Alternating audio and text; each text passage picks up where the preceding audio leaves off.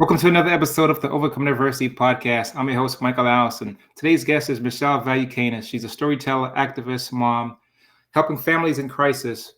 This is a woman that has been through her own fair share of adversities in her life. She's here to talk to us about her story and how she's overcome adversities and now how she's helping family. Michelle, welcome to the show. Thank you so much. Absolutely. It's a pleasure to have you here. I understand that you have your own personal journey, your own personal story that lets you starting the Colette Lewis Foundation. If you can, tell us a little bit about your story and how did you start the foundation? Yeah, absolutely. So I'm a mom of three, two angel babies and a 4-year-old. And, after the death of my daughter, Colette, in 2018, and that had come after being hospitalized for 3 weeks during pregnancy, a preterm birth, and then 9 days in NICU. Hmm. Throughout that journey, I just kept thinking about, everything sort of stopped for me, right? It was a normal pregnancy until it wasn't. Everything was status quo until it wasn't. And then, in that time period where I had 3 weeks in the hospital and I had a NICU stay and I had all of this stuff, I kept thinking about the privilege that I had, that I Hmm. wasn't worried about finances, and that I could just focus on being there and taking care of my child and taking care of myself.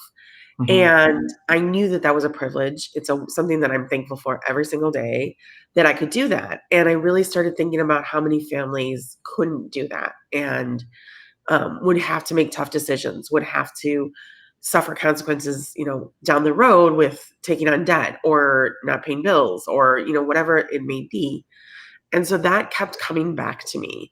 Um, and I think that's always been sort of my motto, is that we have to use our privileges to help other people. And that really came to me. And so, once she died, I really, lost is like the worst word for it, but that's really the only one I can come up with.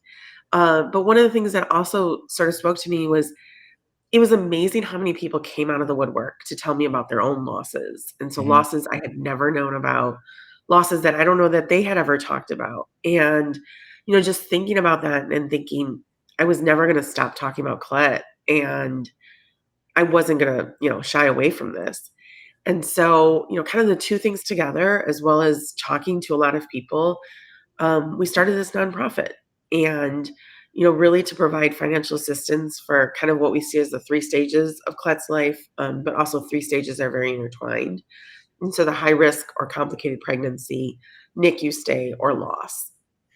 And Wow. so, really just trying to get at that and trying to help families. Wow.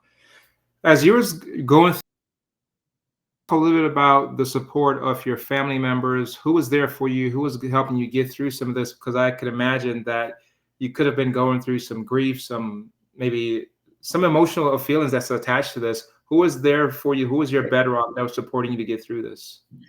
Yeah, so I had a few. My husband was amazing. We were both grieving, but it was interesting because we had both been very independent. We got married later in life, so we were both used to being very independent, and that worked for us. And I felt like after Colette died, we relied on each other a lot more and needed each other in a way that we hadn't previously. Um, my sister is my best friend, and she was great. I still say to this day that Colette would not have had a memorial had she not shown up and basically walked me through all the steps of what we needed to do, and took on stuff. Hmm. My parents were great. My in-laws were great. Had some really good friends that came out. Lost some friends because there are people who just couldn't deal with it. And then, after a few months, I found a really good support group. And so, just being able to be with other people who had been in the same experiences is invaluable. Wow. So let me ask you this: how did the loss of your daughter inspire you to start taking action and start supporting family? You mentioned a little bit about it, but if you can tell us a little bit about the more intricate pieces of like your foundation and things around that. Yeah, absolutely.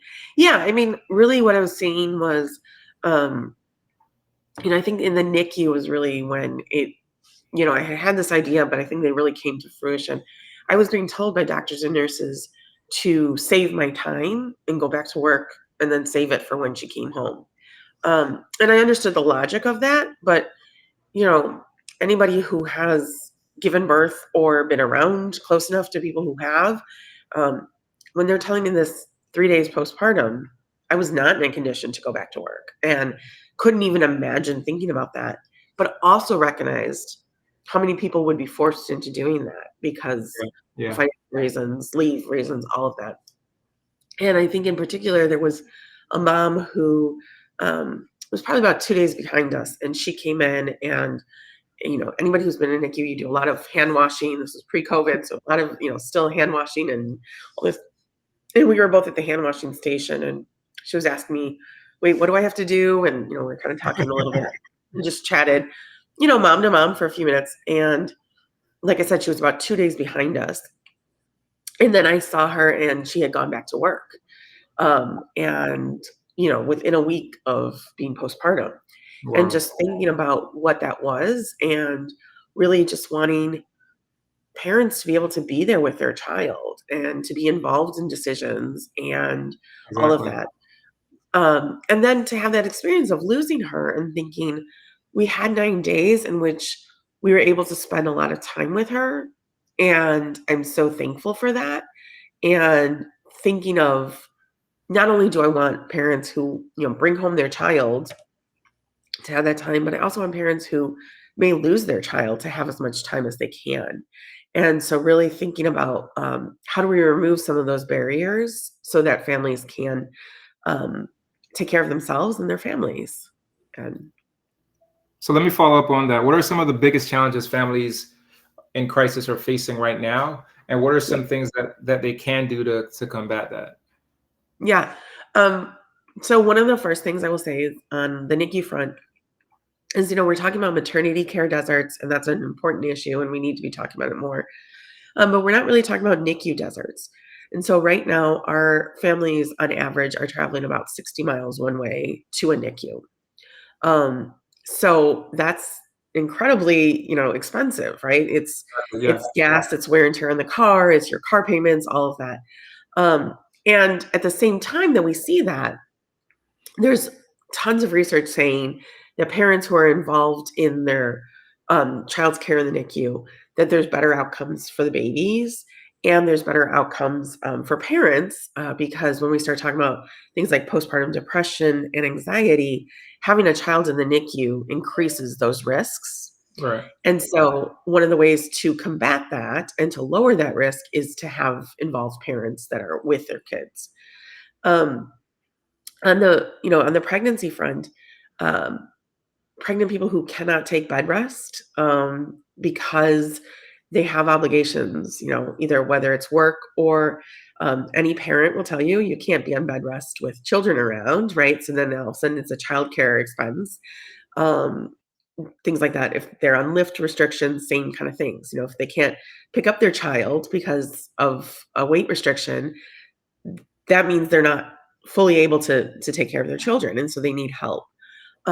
Getting to prenatal appointments, especially in cases where there might be high risk and they're transferred to another hospital, or they're having to go, weekly or multiple times a week for scans and things, and so that's adding up.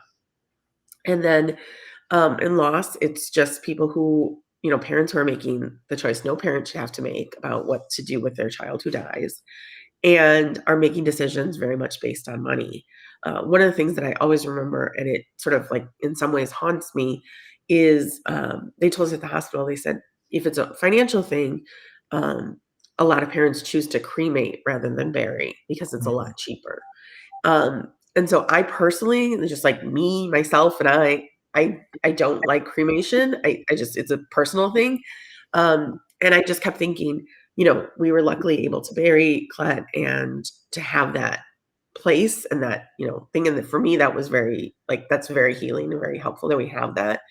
Um, but to think that other parents are making that decision because of money and not because of what they really need and Yeah. what they do. So those are kind of the, kind of things, that complicated things and the things that were asked for the most. So let me follow up on that. When we're speaking about finances, can you tell us a little bit about the financial assistance that your foundation is helping families with now? Yeah, absolutely. Yeah, so families apply on our website. We also require a third party verification. for the large majority, they're coming from hospital social workers, but other medical professionals. It might be paperwork that, shows it. And then everything that's completed, so has the application and the verification by Thursday at 5 p.m. is reviewed that weekend, and the family gets a decision letter emailed to them by the end of the day Monday. And we just keep kind of rolling it with that of whoever's done that. And we're really looking at families and trying to remove as many barriers as we possibly can. And so that might be, we can't help a family with every single expense that they would have, but it might be keeping their phone on so that they can communicate with the hospital, or transportation costs, and cutting down the transportation costs, paying part of a rent, you know, car payment, a repair, right? Especially, I was talking about those people who are driving a long time. Wear and tear on your car Yeah, is those are some significant, intricate things right? that most people do not even think about. Right. And so, really just trying to look at it and see how many barriers we can remove. It's tough. Uh, we have budgeted, we can give $5,000 away a week. We're always trying to add to that. But we have asks that are, in a week are 80,000 plus. Mhm. And so, really just trying to see where are the most severe cases and the most complex cases and ones who need the most help. And then how can we help in some way? Um, yeah. Wow. So, how do your organization, your foundation, educate like moms and parents out there that may have been through something, is potentially about to go through something? How do you guys do that? Yeah, I mean, it's a lot of awareness of our programs, but Uh, also, I get on podcasts and I write and I do all this stuff, really just talking about the complexities of it. And, I think now parenting a living child, there's complexities of that, right? yes. I'm not the same parent that I would have been without loss. Like, I know that. I Mhm. don't know how different I would have been because I didn't parent. My first experiences with Right. parenting was Right. in loss. But I know that I'm different. I know that there's a lot of things that, um, I'm more cautious of. And there's a lot of things that, I followed all the rules of a pregnancy. I followed everything I was supposed to do and still ended in tragedy. So there's a lot of things I let go more often. Um, and so, just kind of figuring those things out. I think, um, I talk a lot, I speak a lot, and yes, some of it is the foundation and obviously getting donors and all of those things for sure. But also because the experience of losing a baby and is very, very isolating, because people are uncomfortable about it. We're uncomfortable about talking about death, but then when we start talking about death of a baby, it's amazing how quickly people just shut down. Mhm. So, I just had this experience with my son.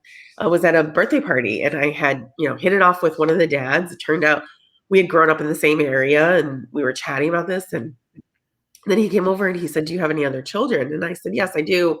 They're both in heaven," or something similar to that. And I don't think I've ever seen anybody run away faster than that guy did. And that's the stuff that you have to, navigate and deal with, right? And all of this stuff. And so I think it's also just recognizing and getting that sense that other people are doing this and that there's nothing wrong with that experience. And and it varies. Do I always answer that honestly? No. No, sometimes I just, I have different ways of saying it and it depends on a lot on how much I want to engage and how much I want to share. Um, and that's just really, a lot of sort of figuring out what feels the best possible, but they're hard, it's not, there's not some magic cure that did this. I always remember thinking, "There's gonna be some point where I'm just gonna, like, snap back to normal," right? And it was actually a good family friend who had lost, one of their 2 twins, and he said to me, and it had been about 20 years, and he said, "There are times still where I'm in my car and I just break down crying thinking Mm. about it." And I remember, it was a twofold thing being told that. Like, one, that was really terrifying because it was like, "Okay, so in 20 years, is it still gonna be happening?" But it was also very freeing because it was like, I'm not waiting for this magic moment cure, whatever. I'm just going to live in this and like adapt to this is my new normal. And um, I think that was really powerful. So, Absolutely. What are some like systematic changes do you advocate for to improve maternal or infant health within the United States now? yeah, there's so many things. I think um, so. First, starting on like the financial piece, I think we need a mandated paid leave, Mhm. and I think we need to address the childcare crisis of, it's now having two kids in childcare is now more expensive than rent in like every major city. That's a problem, and we need to address that. On more systemic issues, we need to address implicit bias in our medical system and racism in our medical system.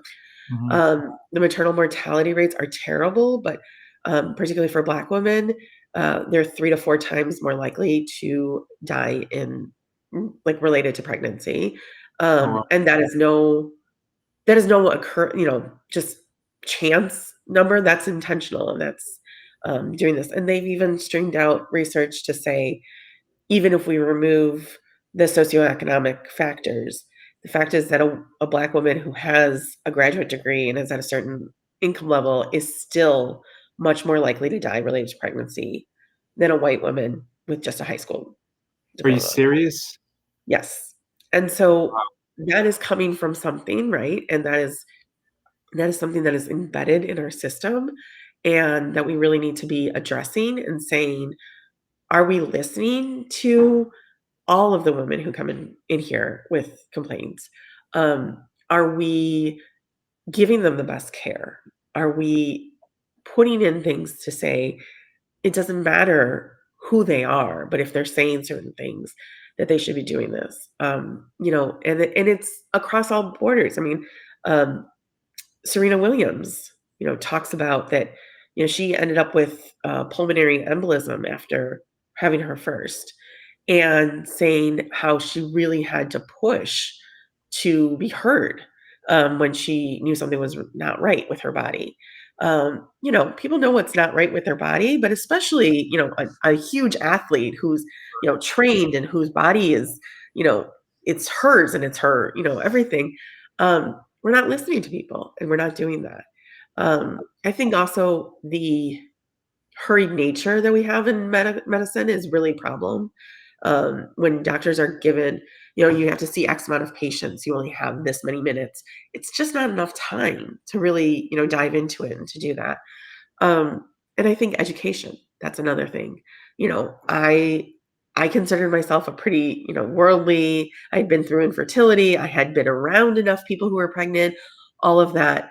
And when they told me I had severe preeclampsia, the only thing I knew about preeclampsia at that point, and this is at age 36, was an old episode of ER where a woman with preeclampsia dies in the emergency room. That's the only knowledge I knew about it. And it's laughable now because I know so much more. But like that's really scary and that's really a problem. And then I would say sharing our stories. Because if we're saying this and we're talking about the experience we have, now looking back on it, there were warning signs that I saw that I dismissed because people just the way they talk about pregnancy, I was like, oh, that's just part of pregnancy. Things like that. And if I had been hearing stories and talking, if we had been talking as friends, as just anything, I think I would have picked up on some warning signals. Do I think anything would have changed? Maybe not. I don't know. But I would have picked up on some earlier than when we were in crisis. What advice do you have for parents that's listening to this podcast right now, but are dealing with the loss of a child or is facing a high risk pregnancy currently? Right. Um, I would say for loss is grieve however you need to grieve for as long as you need to grieve. It's a lifelong thing. We're in a society, unfortunately, that wants to run you through things very quickly. Um, I still remember one time overhearing my grandmother talk about to a friend of hers on the phone and say, she just needs to have another baby and then everything will be fine. Um, Wow. and, you know, And I understand some of the logic. I think that is the messaging we've gotten, right? These things happen, and now you just move on and you have another child. Um, and that was not the case. And in fact, bringing home our son was amazing and wonderful and all that. And it also brought up a lot of the grief that, how we had felt it had been more settled. Um, it's tough, now have a 4-year-old. He's starting to talk about Colette. And it's beautiful and it's wonderful, but it's also really triggering. So I think, grief for as long as you need. Grief will change and morph. I can have a series of really great days, and then all of a sudden something happens, and I'm triggered, and it's a tough day, and that's okay. Um, it's not a linear fashion. So if you've had a string of really good days and you have a not so great day, it's not like you went back to the beginning of things. Um, you are just in grief, and it ebbs and flows. I also would say for losses, surround yourself with, create your own village, surround yourself with other parents who have lost, understanding people. I have one of my most valuable things is I have a chat going with 3 other lost moms, and 95% of our chats are just, listen to this insensitive thing somebody said to me, or I got really triggered with this, and just hearing back, yeah, I get it, and knowing that they get it on another level is really great. In terms of high risk pregnancies and all of that, it's asking questions. It's really, you have to be your own advocate. It's saying things, you know, um, if a doctor is refusing to do a test or is dismissing you, it's saying things like, I would like it documented in my record then that I asked this and you refused.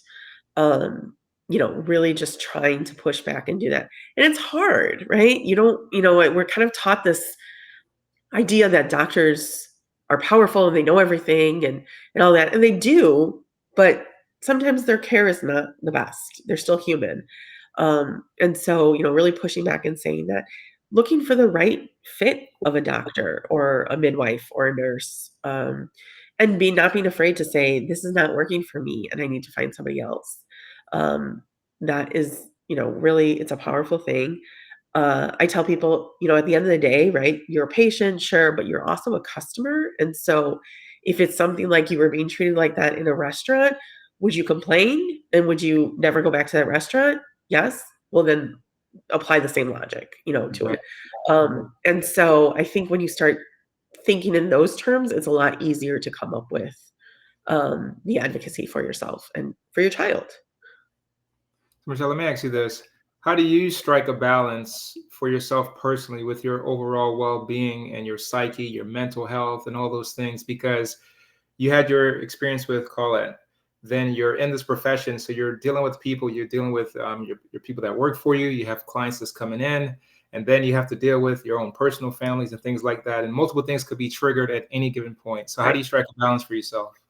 Yeah, I mean, I am a huge proponent of therapy. So I do therapy once a week. There are times when I will do a little bit more because it's a particularly rough time. Um, I have a really amazing partner who takes on a lot of the parenting stuff so that I can have more time to focus on it. He also reminds me a lot to, hey, you need to take a break. And so that's helpful. And just recognizing and still keeping the things that make me happy, and recognizing there's triggers in that sometimes too. I talked about my son is talking about Colette, and it's beautiful and it's wonderful, but it's also really triggering that he's not going to have the same experience that I had with a sibling, or that most of the time we think about sibling relationships, and so that's tough. I think it's really about balance and surrounding yourself with people who um, support you. The places you turn to, I talk about toolkits a lot. So what's in your toolkit, right? Is it um, you know is it meds? Is it therapy? Is it, I think it's however many tools you can get into that toolbox, to say, I have a supportive community. I have a friend who will always show up and just listen. I have a friend who will take me out and make me forget about everything, all of those things. I think are really important to have in a toolbox and to continue to add and morph that as time goes on. Absolutely.